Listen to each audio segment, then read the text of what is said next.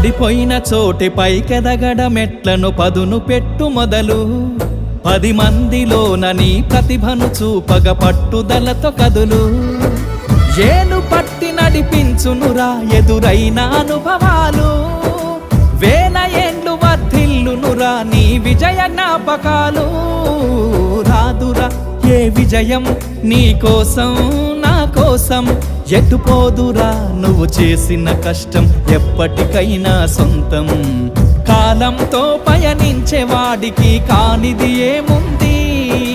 సాధనతోనే సాధ్యమవ్వునని సదాశయంతో సాగర ముందుకు రాదురా ఏ విజయం నీ కోసం నా కోసం ఎటుపోదురా నువ్వు చేసిన కష్టం ఎప్పటికైనా సొంతం